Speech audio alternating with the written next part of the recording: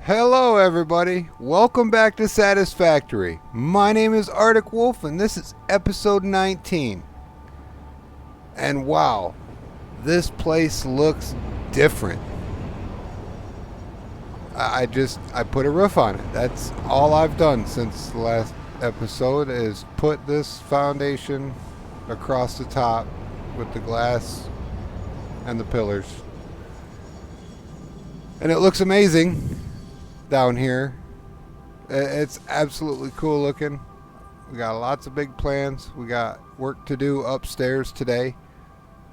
We're gonna start getting the plastic and the rubber made for the components we need for the modular engines and the adaptive control units. We're gonna need a bunch of plastic and a little bit of rubber, and all of the byproduct heavy oil residue that we get out of that is going to be turned into fuel for more fuel generators. Up on this end of the platform we're going to have fuel generators. So that's our plan for today. We're going to get the oil processing set up, going, and I'm going to get to work and I will get back to you in a minute. Okay, here we are.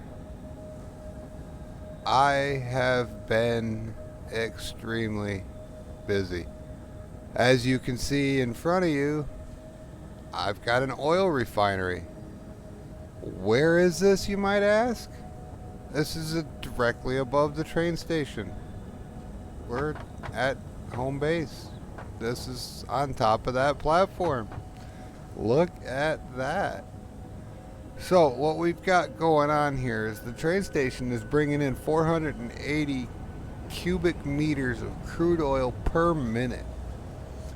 So I set up, since each of these refineries takes 30, whether it's making plastic or rubber, it takes 30 cubic meters of crude oil per minute to run it.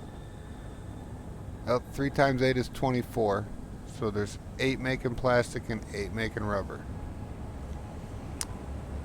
So the rubber and the plastic are getting sent down there to a storage bin and then getting shipped into a resource sink for now. Until we tap into it to use it, we need to get rid of it somehow so it doesn't back up our fuel generators.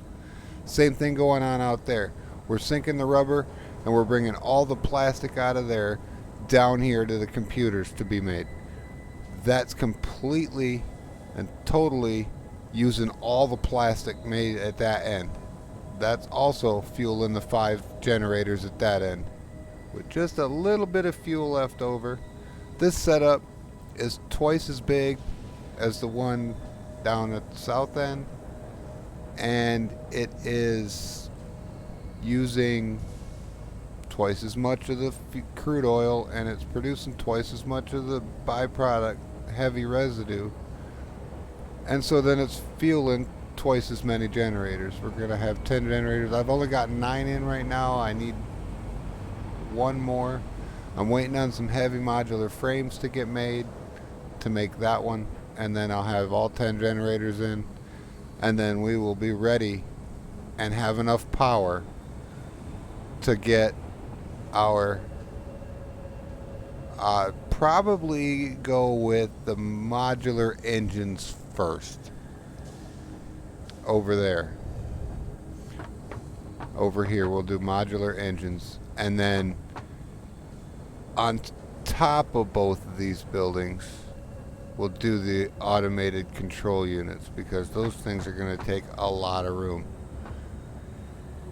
And this is now the tallest building in the base, because it's by far the biggest structure in the base, because these refineries, you got to go 8 high on your walls to get over top of them.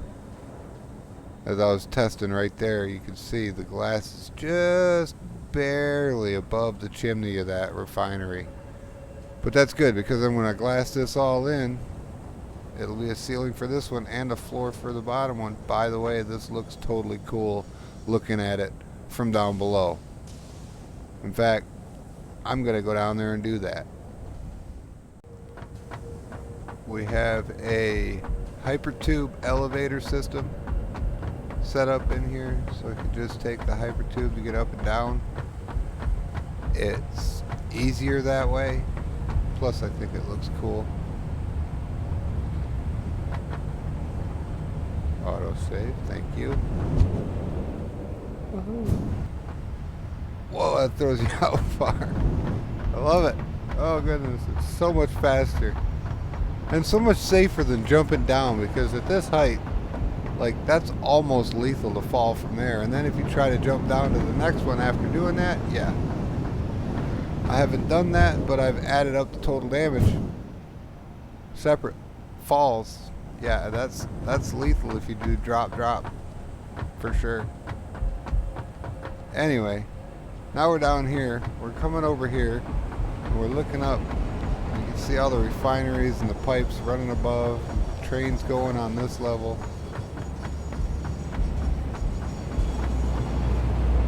So we got our oil train comes in. It's bringing in the 480 oil per minute that we weren't tapped into before, but now we are. And it comes out of this at a rate of 300 per minute. I'm going to have to tie this into that in a separate storage tower that ties them together. Oh goodness. That's not 480 per minute going up there. That is only 300 a minute going up there. I'm gonna have to fix that. I will be right back. Okay, after a little bit of overtrained pipe work and rerouting lines and making sure that things are going to work, I now have 480 oil per minute going upstairs. It was only 300. It was, because only 300 could fit in a pipe.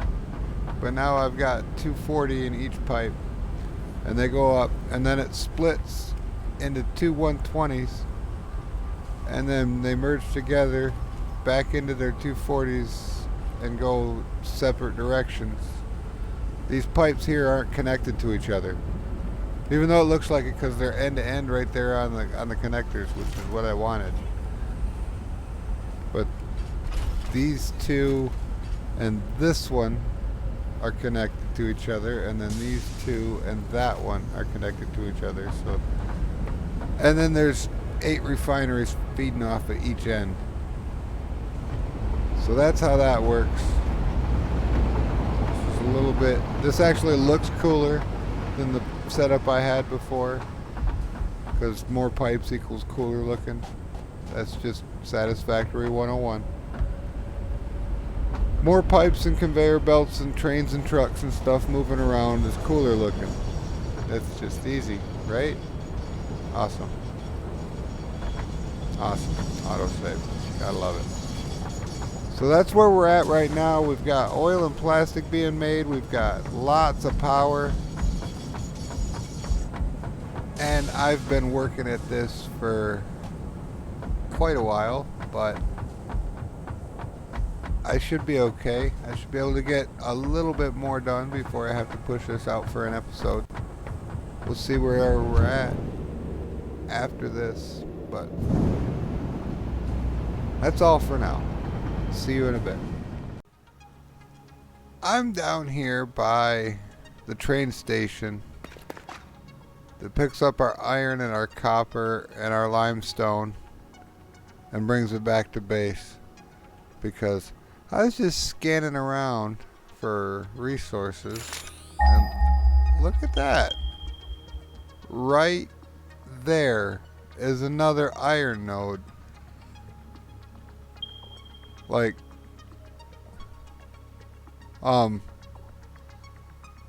we don't even need to like we have Mark 4 belts now, so we can merge a 240 and a 240 to a 480 line to fill that thing up. This is no big deal. There's iron right there. We just need it. We need it. I don't even care what purity it is. It could be an impure node. We put a Mark II miner on that. That'll give us 60 a minute. That's what we need. Get these bugs. Did I get them all? Did I get them all? I can't see anymore. I don't hear anymore. That's great. Need to clear some space. Get rid of a little tiny stack of concrete. We need to pick up this power slug.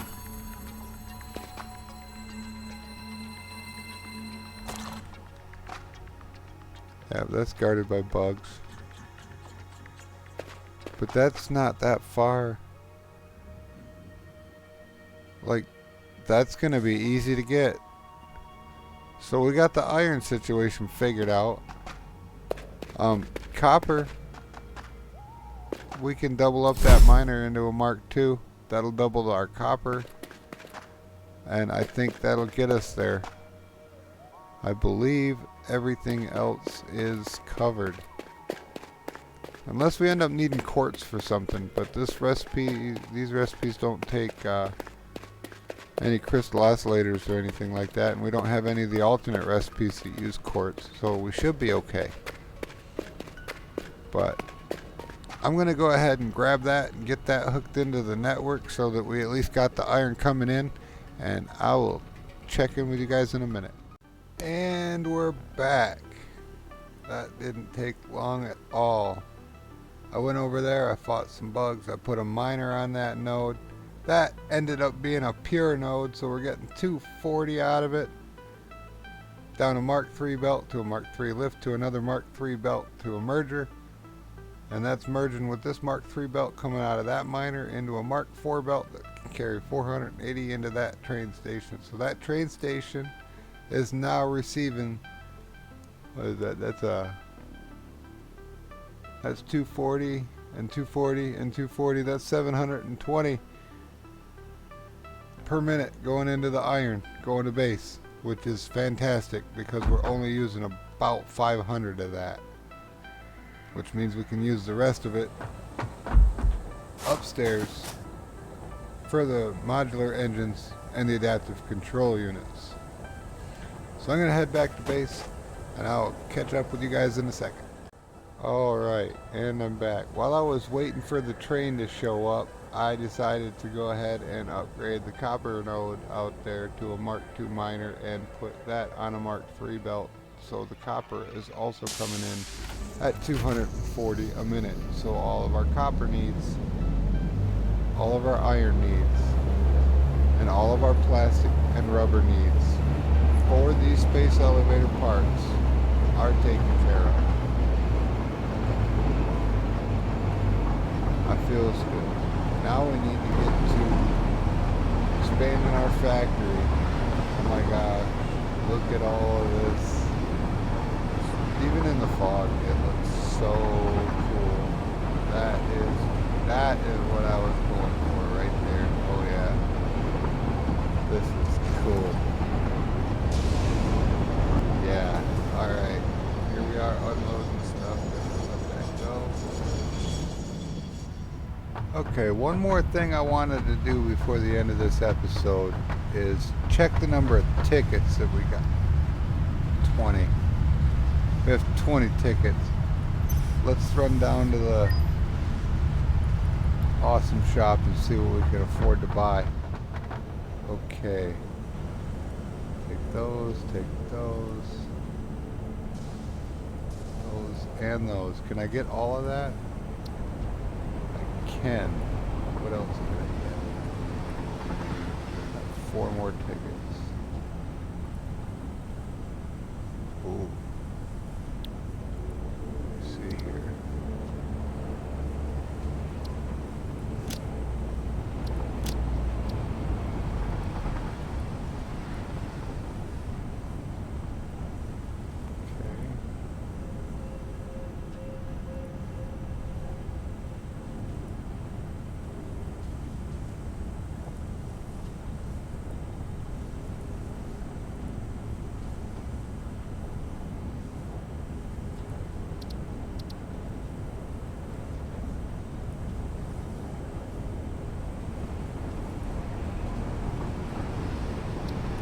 it for now.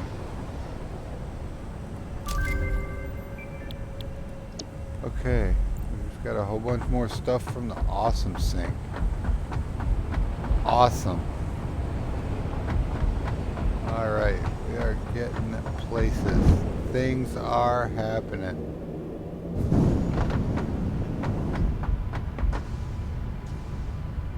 Alright, now that that's done,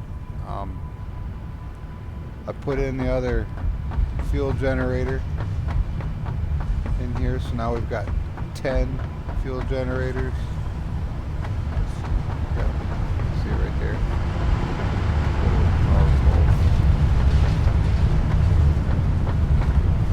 So now we've got 3,450 megawatts of power.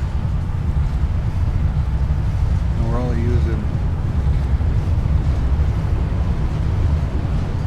2,200 at peak, so we've got another 1,250 right around in there to use for this next build, so we should be good. So we're going to add another storage bin behind these storage bins here and bring that out to this line here so we can belt up our raw resources out of the top of those up into the buildings. We've got iron and plastic and rubber up here. We got all the power we need up here. And elevator transportation to get around. We're going to be installing those to get up to the rooftops. I put a little ramp that goes from the top of the steel manufacturer over to this platform. I really like these little corner ramps. They're really nice, really clean looking. It's fantastic. Oh wow. Hello screenshot. Hello thumbnail. Look at that. That's just epic looking. Alright. I am really, really happy with the way things are coming together so far. Next episode, we're going to get going on modular engines. We're going to get all the assemblers, constructors, and manufacturers figure out all the required resources, how many smelters we're going to need to do whatever it is, make all the parts, put them all together, and we'll get them automated and ready to go. We're not going to turn them on until we have the other one on too. Actually, yeah, we should, because we need 500 of the modular engines and 100 of the adaptive control units. So I want to be able to let this thing run for, I don't know, 2.5 hours or so and have it all done. So that's the plan. If you liked the video, hit the thumbs up button. If you like this channel and this playlist, go ahead and hit the subscribe button. Hit that bell notification to know when the new videos come out. And that's it for me today. Wolf out.